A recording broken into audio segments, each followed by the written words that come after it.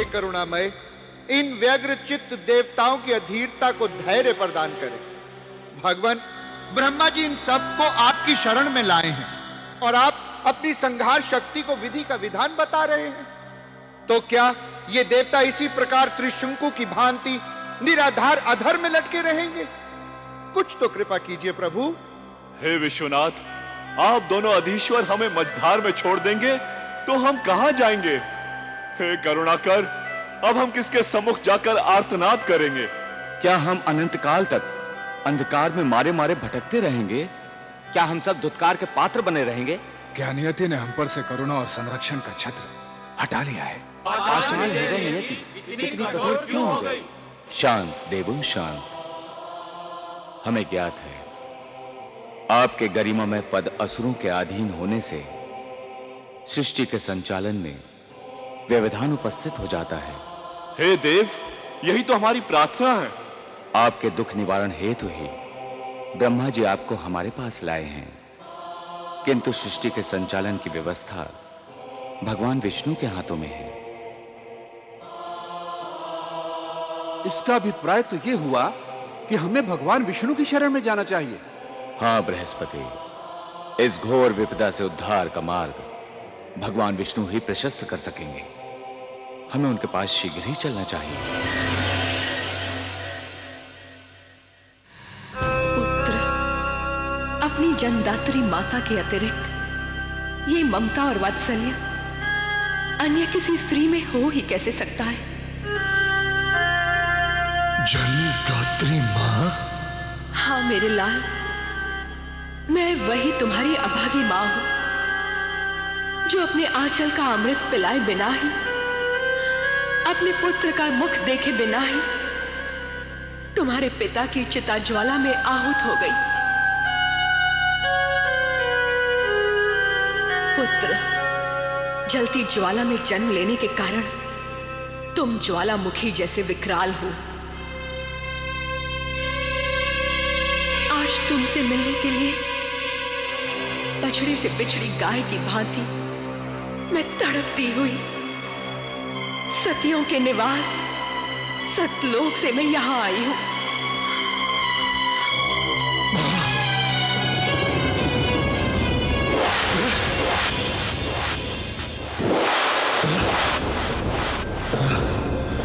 नहीं पुत्र, नहीं। अशरीरी आत्मा होने के कारण मैं तुम्हारे हृदय स्पर्श का सुख नहीं पा सकूंगी। यही मेरी विवशता है। हे माते, ये मेरा अभाग्य है कि मुझे अपनी ममतामयी माता के दर्शन हो गए। आपके दर्शन पाकर मैं सहस्त्र गुणा शक्ति और तेज से परिपूर्ण हो गया हूं। अब मैं आपके एक इंगत पर अपने प्राणों तक को न्योछावर कर सकता हूं। यदि आप चाहें तो मैं आपके प्राण घाती दुष्ट इंद्र को आकाश पाताल चीरकर कहीं से भी पकड़कर आपके चरणों की ठोकर का पात्र बना सकता हूं। उसके सहस्त्र सहस्त्र टुकड़े कर सकता हूं। हे माते, मैं उसके रक्त से आपका अभिषेक करना चाहता हूं। आपकी समस्त इच्छाओं को पूर्ण कर मैं आपका श्राद्ध करना चाहता हूं। कृपया मुझे आदेश दे, मैं आपका क्या प्रिय करूं? पुत्र महेश, यदि तुम सचमुच मेरा प्रिय करना चाहते हो तो अपनी सदैव जलती इस प्रतिशोध की क्रोधाग्नि को सदा सर्वदा के लिए शांत कर दो। पुत्र महेश, इंद्र आदि देवताओं को तुम स्वर्ग से खदेड़कर द्वार द्वार का भिखारी बना चुके हो। अपमान और आत्मग्लानि की ज्वाला में जलकर सारे देवता तेज शून्य हो गए हैं। अब कैसा प्रतिशोध महेश, कैसा प्रतिशोध? नहीं मां, नहीं। मेरा लक्ष्य मात्र देवताओं का दमन नहीं, बल्कि समूची असुर जाति को गौरव के सर्वोच्च शिखर पर पहुंचाना है।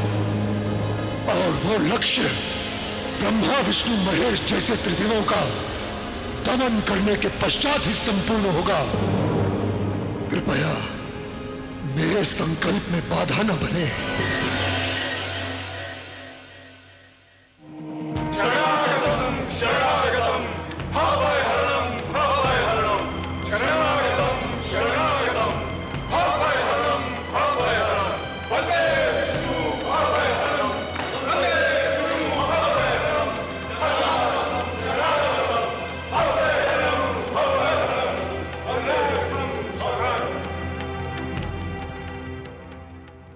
नमः ब्रह्मा जी।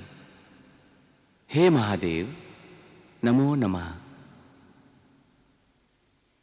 देवेश, आचार्य बृहस्पति जी, सकल दिक्पाल देवगण और प्रिय भक्त नारद, कहिए आप सबका आगमन किस लिए हुआ? हम सब देवताओं का कोटि कोटि नमन।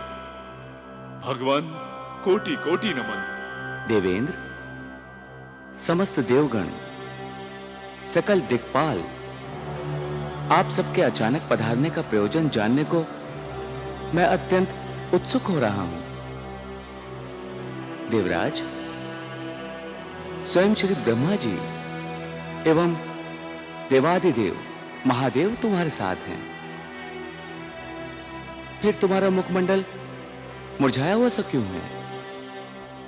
कंठ स्वर अकुलाए हुए हैं। कहीं कोई विपदा तो नहीं आ गई? मुझे निसंकोच होकर बताइए। हे अंतर्यामी, घट घटवासी वासुदेव, क्या आपको विदित नहीं, दुर्दान दानव महिषासुर ने पृथ्वी पाताल पर अपना आधिपत्य जमाकर अब देवलोक पर भी अधिकार कर लिया है। हम वहां से निष्कासित होकर आपकी शरण में आए हैं प्रभु।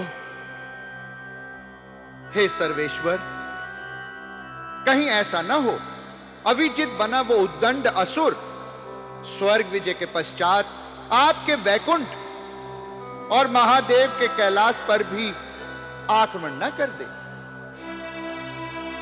हां जगदीश्वर, वो मूढ़ असुर गर्व के नशे में चूर है, वो कुछ भी कर सकता है। और ब्रह्मा जी का ब्रह्मलोक क्या इसलिए बच जाएगा कि ये उसके वरदाता इष्ट देव हैं? तब हम सब ब्रह्मलोक में ही ब्रह्मा जी की शरण ग्रहण कर लेंगे।